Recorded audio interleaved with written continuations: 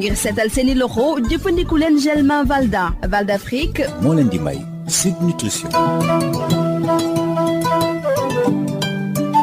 asalaamaaleykum mbokk déglukat yi docteur Bintou Cheikh Seck maa ngi lay nuyu. maa ngi lay fay Rosalie. docteur tey dañu waxtaanee lien bi am ci diggante lekkin maanaam alimentation ak mettitu bopp bi ñuy wax migraine waaye laata loolu est-ce que mën nga ñu expliquer migraine mooy lan. waaw migraine dafa nekk mettitu bopp boo xamante ne lu ci bari sax dafay mettit bu tar lay doon te ay crise lay dikkee nit ki et puis bu ñëwee mettit bi dafay féetewu benn boor ci bopp bi du jàpp bopp bi yëpp yenn yi mettit bi dafay ñëw ak ay xel buy tey même sax ay wàccu et puis aussi am na ñoo xamante ne ni mu leen dikkalee dootuñu mën a ci janook jant bi maanaam wala même leer sax lumière duñ ñu mën a janook lumière bi et puis même ay bruit daf leen di déranger maanaam wala mu gën a taral métit bi ba nga xam ne dañuy dem tëju ci benn néeg fay lampe yi pour rek seen métitu bopp boobu wàññeeku migraine nag dañoo gis ne ni jigéen yi la gën a sonal que góor yi maanaam góor boo jël rek booy am migraine ñaar wala ñetti jigéen ñoom ñu ngi koy am donc ci jigéen yi la ëppee crise yi nag bu fekkee ni nga xamante ne mën nañu jàpp diiru ay waxtu wala même ay fan bu fekkee ni crise yooyu dañuy faral di dikkal nit ki dañuy wax ne nit kooku dafa am li ñuy wax maladie migraineuse mais nag migraine yooyu métitu bopp yooyu heureusement bu fekkee ni du benn feebar boo xamante ne docteur bi nee na feebar bii moo ko indi fekkee ni feebar boobu amu ci migraine loo xamante ne la mënul du faat nit waaye nañ jàpp ni rek ne ci ñi nga xamante ne daf leen faral di dara vraiment lu metti la ci seen àdduna ndaxte daf leen di tere liggéey di leen tere dund ak seen njaboot enfin loo xamante ne daal dafa metti. est-ce que xayma nañu limu Sénégalais yi nga xam ne ñu ngi dund ak feebaru migraine. ci Afrique wërngal këpp gis nañu ni daal à peu près téeméer boo jël rek juróom-ñett yi am nañu feebaru migraine boobu maanaam mettitu bopp yi leen di sonal gisuma nag ay statistiques maanaam ñaata sénégalais ñoo am feebaru migraine boobu gisuma ko maanaam données yi daal du loo xam ne yemb na waaye xam naa ni migraine mettitu bopp bi loo xam ne la souvent nit ñi dañuy dem ci docteurs yi di ko ñaxtu donc neurologue yu bari wala médecins yi rek en général dinañu quand même am consultation yu xaw a bari ci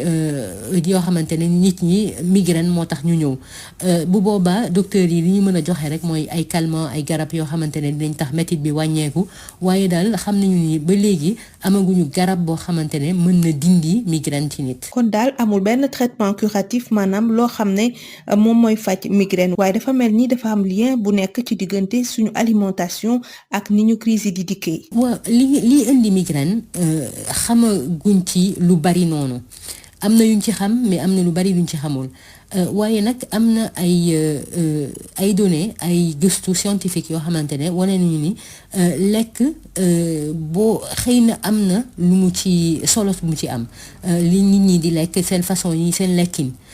déjà xam nañu ni am na ci ñenn ñi ay ñam yoo xam ne suñ ko lekkee dafay indi migraine ci ñoom ñu koy wax aliment déclencheur c'est ñam la boo xamante ne nit ki ci bés bi mu ko lekkee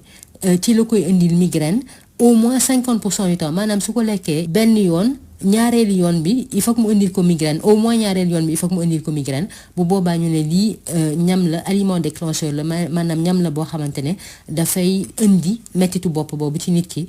waaye nag gis nañu ni ñam yooyu du benn ñam mooy indi mettitu bopp ci nit ñi ba nga xam ne mën nañu ne ni lii ku ko lekk rek dana indi mettitu bopp maanaam ku nekk rek am nga ñam yoo xamante ne yow mii day déclencher sa mettitu bopp waaye gis nañu ni aussi que am na yenn fromage yoo xamante ne day indi mettitu bopp gis nañu ni chocolat dina koy indi ci ñenn ñi gis nañu ni charcuterie yu mel ni ay xeetu saucisson ak ay xeetu jambon gis nañu ni aussi poisson fumé lu mel ni kong fumé ak boisson yi nga xamante ne dañ ci def suukaru diabétique ñu koy wax soda light mën na ko indi et gis nañu aussi ni alcool maanaam di jëfandikoo boisson yi nga xam ne dafa am alcool ay vin ak xeetu vin ak whisky ak yooyu loolu tam mën na déclencher wala indi mettitu bopp boobu. leer na docteur waaye naka la nit ku am feebaru migraine mën a identifier xeetu ñam bi nga xam ne mooy déclencher mettit bi ci moom. loolu nag laaj bu am solo la Rosalie li ñuy tegtal nit ñi nga xamante ne bëgg nañu xam yan ñam xëy na moo leen di dikkalee mettitu bopp mooy ñu jël seen carnet seen cahier daal di ci bind li ñuy wax journal alimentaire maanaam nit ki dafay def saa yu su amee mettitu bopp migraine boobu egsi rek na bind moom lan la lekk bés boobu bi mu laataa am mettitu bopp bi loolu nag su ko defee faral di ko def ay semaine jàpp même ay weer dina dem ba nga xamante ne su xoolaatee kayewam boobu jàngat ko dina gis ne ah man de saa bi ma lekkee sama kong fumé bi gis naa ni sama bopp bi metti na wala saa yu ba ma lekkee sama banaan gis naa ne mettitu bopp bi dikk na ak ñam bu mu mënti doon daal dina gis ne ni daal ñam boobu loo xam ne lu muy faral di lekk la jour yi nga xam ne dafay am ay mettitu bopp. dégg naa tamit ñu wax ci yenn tegtal yoo xam ne dafa aju ci li ñu wax oméga 3 wala jinjeer ndax jàpp ne dafay wàññi crise migraine yi ndax mën nga ñu expliquer. waaw oméga 3 dafa nekk benn graisse boo xamante ne li mu ngi ëpp ci jën yu duuf yi lu mel ni sardine wala yaboy wala aussi am na ci huître bari na aussi ci ay avocat ay gëstu wane nañu ni nit ki nga xamante ne li muy lekk ci oméga 3 yooyu doy na wala sax bari na eh bien kooku xëy na dina wàññi li muy am mettitu bopp et puis aussi bu bopp bi méttee aussi du mettit bi du tar na mu doon taree et puis sax oméga 3 yooyu am na ni dañ koy jaay sax ci ay comprimés maanaam ay compléments alimentaires alors di ci jinjeer am na benn gëstu boo xam ne bu am solo boo xam ne yàggul torop bu wane ni ñi nga xamante ne dañuy lekk jinjeer maanaam mën nañ ko naan xëy na ci ay infusion ci ndox mu tàng wala ñu lekk ko yëy ko ñooñu seeni mettitu bopp seen migraine yi dañuy wàññeeku mettit bi du tar ni muy doon taree et puis aussi ci ñi nga xamante ne seen migraine dafay ñëw ak ay xëriñeeñ wala xel buy tey ak waccu ñooñu aussi dafay wàññi loolu ci ñoom donc may wax rek ni xam nga jinjeer moom bari na suñu dëkk migraine lu metti la donc may wax ne ça vaut le coup ñu essayer ko maanaam ki nga xamante ne mi ngi am migraine am du ko dikkal dara mu dem rek jël jinjeeram daal di xool nu mu ko mën a lekkee xool ndax dina wàññi mettit bi wala dina wàññi aussi fréquence même bu mettitu bopp yi wala migraine yi. nga fàttali suñu page Facebook. page Facebook bi mooy Sud Nutrition ñu leen di ñaax ngeen ñëw laaj ñu seen i laaj wax ñu ay thèmes yoo leen bëgg ñu waxtaanee te xam leen ni am na ay chronique vidéo ak audio ñu posté ci page bi. may gërëm Val d'Afrique di la jaajëfal docteur Bintou Cheikh Seck. jërëjëf Rosalie. ngir seetal seeni loxo jëfandiku leen gel main Valda Val d'Afrique. moo leen doon may Sud Nutrition.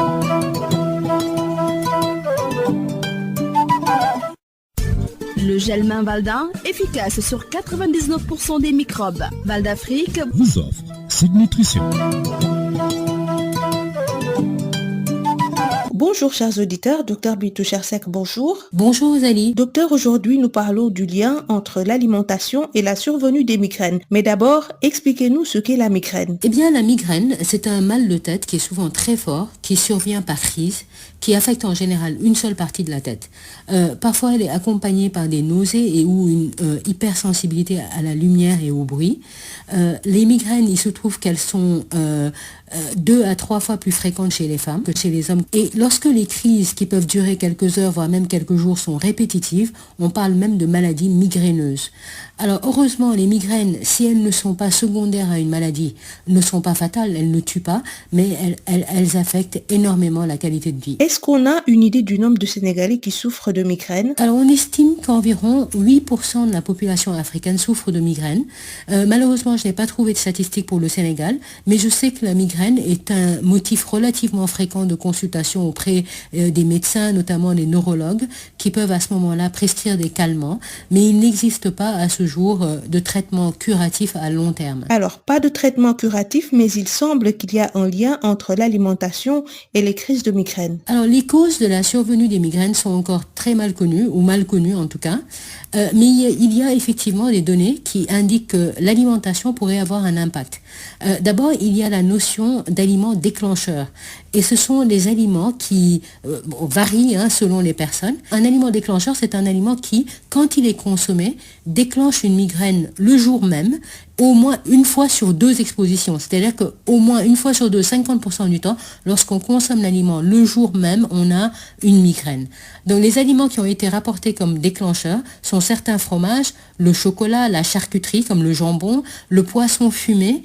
les sodas qui sont sucrés avec des édulcorants artificiels, donc comme l'aspartame, les sodas light, et puis les boissons alcoolisées. Puisque les aliments déclencheurs varient selon les personnes, comment un individu migraineux peut identifier les aliments spécifiques qui déclenchent la migraine? Eh bien pour ça, on conseille de tenir un journal alimentaire où on note ce qu'on a mangé le jour de la survenue d'une migraine. Et il faut tenir ce journal-là sur plusieurs semaines, voire même peut-être des mois, pour rassembler assez de données qui permettent de faire des recoupements et donc d'identifier les aliments spécifiques qui pourraient être des aliments déclencheurs. Il y a aussi quelques indications que des apports en oméga 3 et en gingembre peuvent réduire les crises de migraine. Expliquez-nous, docteur. Alors, les oméga 3 sont des acides gras essentiels. Donc, ce sont des corps gras qu'on trouve dans les poissons gras tels que la sardine, la sardinelle, le yaboy, les huîtres, mais aussi les avocats. Et il y a effectivement des données qui indiquent que les apports importants peuvent réduire la fréquence et la sévérité des crises de migraine. Et on trouve même des oméga 3 sous forme de compléments alimentaires.